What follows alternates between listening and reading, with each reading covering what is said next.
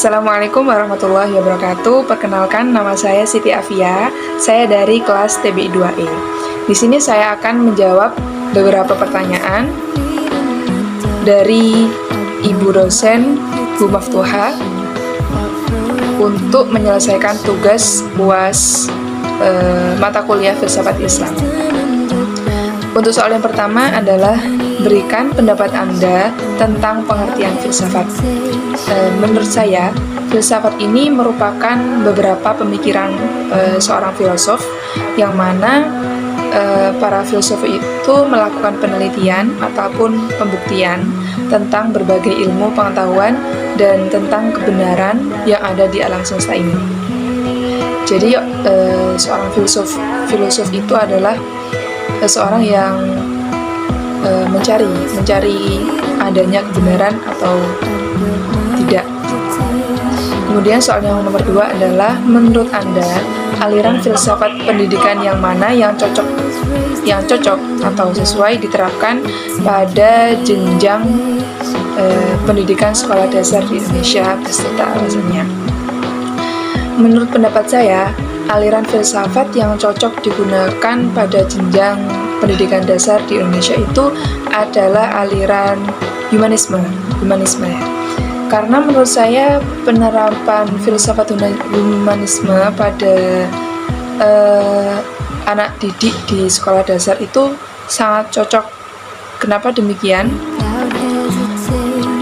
Karena di aliran filsafat humanisme ini bisa disesuaikan dengan tingkat pertumbuhan setiap anak didik dan perkembangan anak didik itu sendiri. Nah, filsafat humanisme ini juga bisa memberikan berbagai fasilitas yang dibutuhkan oleh anak didik kita, baik itu kebutuhan khusus ataupun kebutuhan yang seperti biasanya. Selain itu, filsafat humanisme ini juga bisa memberikan apresiasi kepada anak didiknya ketika anak didiknya itu sudah mencapai pencapaian yang sangat baik ya, baik berupa pemberian penghargaan yang verbal ataupun non-verbal. Nah, hal ini yang akan memacu semangat para siswa di sekolah dasar untuk menuntut ilmu. Karena di masa ini, pada masa dasar ini, pendidikan dasar ini memang condong membutuhkan perhatian dari gurunya. Kemudian soal yang nomor 3 adalah bagaimana etika peserta didik dalam pendidikan Islam, terutama di Indonesia, dan apakah peserta didik sudah mampu menerapkannya dalam kehidupan sehari-hari. Menurut Suwardi, istilah etika dalam Islam bisa diartikan sebagai akhlak yang menyangkut perilaku manusia. Nah, perilaku yang dimaksud di sini ini termasuk segala hal baik dari segi akhlak, ibadah, dan syariah. Jadi dapat disimpulkan bahwa etika dalam pendidikan Islam adalah segala perbuatan yang harus dilakukan oleh peserta didik seperti sopan santun, berpegang teguh pada Al-Quran dan hadis, rajin beribadah, taat, patuh, rajin mengerjakan tugas, rajin masuk sekolah, memiliki niat yang ikhlas dalam mencari ilmu, dan lain-lain. Nah, tetapi ternyata tidak semua peserta didik itu bisa menerapkan hal-hal tersebut.